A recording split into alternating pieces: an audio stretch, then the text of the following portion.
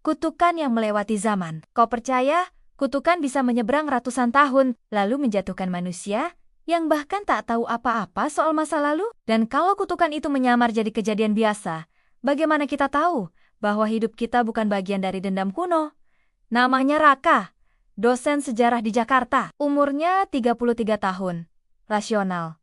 Agak skeptis soal mistis. Tapi semua berubah saat dia menerima satu paket aneh tanpa nama pengirim. Isinya, sebuah gulungan naskah kuno dari kerajaan Majapahit, dilapisi kain merah darah. Dan di tengah naskah itu, ada satu kalimat yang membuat tengkuk Raka merinding. Siapapun yang membuka ini tanpa izin darah raja, maka tanah akan runtuh di bawah kakinya.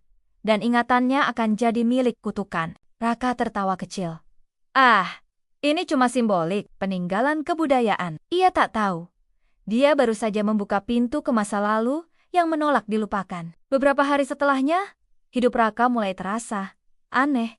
Ia bangun dengan mimpi yang sama setiap malam. Seorang raja bertakhta emas memandangnya dengan mata menyala marah dan berkata, "Aku dikhianati, dan kau adalah bagian dari mereka." Tak bisa mengajar, tak bisa membedakan mana mimpi, mana kenyataan. Raka tak bisa tidur. Lambat laun, ia mulai mendengar suara gamelan di kamar mandi, melihat bayangan kereta kencana di kaca mobilnya. Dan lebih parahnya, dia mulai membaca aksara kuno. Tanpa pernah belajar, Raka panik. Ia lari ke sahabatnya, Dani, seorang arkeolog yang juga tak asing dengan mitos Jawa kuno. Dani membaca naskah itu. Matanya melebar. Dulu, ada Raja Majapahit yang dikudeta oleh darahnya sendiri, anaknya sendiri. Dan sebelum dia mati, dia bersumpah, siapapun yang mencoba mengangkat sejarahku tanpa menghormatiku, akan kubawa masuk ke waktu yang tak pernah usai ini. Bukan naskah biasa.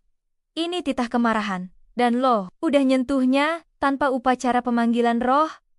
Raka tertawa kecut. Gue gak percaya kayak gitu. Tapi malam itu, Raka lenyap. Ia bangun, bukan di tempat tidur, tapi di istana Majapahit. Dikelilingi para prajurit, dibawa ke hadapan raja yang sama dalam mimpinya. Raja itu menatapnya. Lihat siapa yang akhirnya datang? Raka dibelenggu, diseret ke pelataran istana. Intrik istana. Perebutan kekuasaan. Yang pernah menjual rahasia pertahanan kerajaan pada musuh demi merebut takhta. Dan satu wajah, mirip dirinya. Napas tersengal, baju basah keringat. Tapi tangannya menggenggam koin emas Majapahit yang mustahil ada di sana. Rakyat bersorak, tapi bukan sorakan sukacita. Mereka mengutuk, melempar batu. Seseorang berbisik, itu dia, pengkhianat berdarah campuran yang membocorkan rahasia istana ke dunia luar. Raka menggeleng panik. Bukan aku cuma dosen. Tapi suara raja menggelegar. Darahmu adalah turunan dari anakku yang mengkhianati.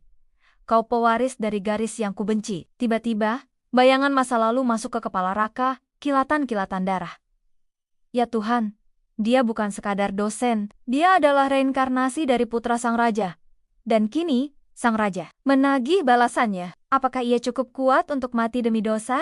Dari ratusan tahun lalu, Raka tersadar di kamar apartemennya. Dani muncul, pucat pasi. Gue nyari lo kemana-mana. Lo hilang 3 hari.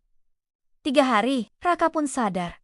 Setiap kali ia tidur, dia kembali ke Majapahit. Dan di sana, hukumannya belum selesai. Karena kutukan itu bukan soal mati, tapi soal terjebak hidup di antara dua zaman tanpa bisa bebas. Hari demi hari, batas antara masa lalu dan masa kini makin tipis. Kadang Raka berbicara dalam bahasa Kawi tanpa sadar. Kadang tangannya bergerak seolah sedang menulis perintah raja. Dan kini, ia sadar.